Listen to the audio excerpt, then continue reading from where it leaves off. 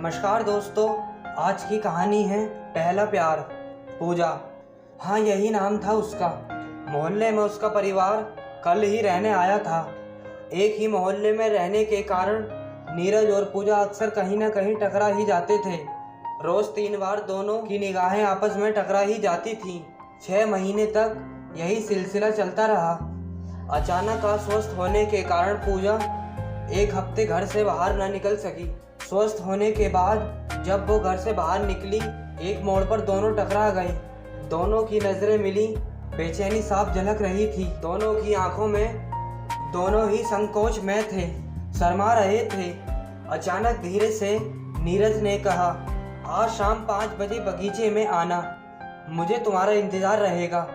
पूजा ठीक 5 बजे बगीचे में पहुंच गई और यहीं से शुरू हुई नीरज और पूजा की प्रेम कहानी। बातों ही बातों में पता चला कि नीरज पढ़ा लिखा बेरोजगार युवक है जो नौकरी की तलाश में भटक रहा है।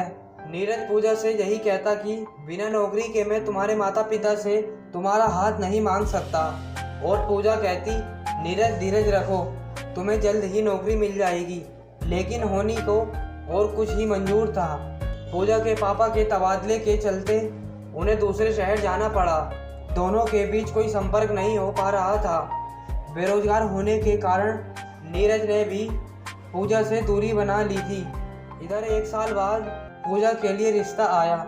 लड़का एक बड़ी कंपनी में मैनेजर के पद पर कार्यरत था।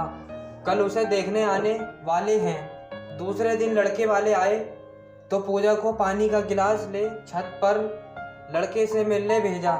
जैसे ही पूजा छत पर गई, लड़के को बिना देखे फटाफट बोल दी, आप कृपया मुझसे शादी करने के लिए मना कर दे। मैं नीरज नाम के लड़के से प्यार करती हूँ, वही मेरा पहला प्यार है और आखिरी भी। इतना कह वे वापस जाने लगी। तभी उसे एक जानी पहचानी आवाज़ सुनाई दी, पानी तो पिलाते जा पगली।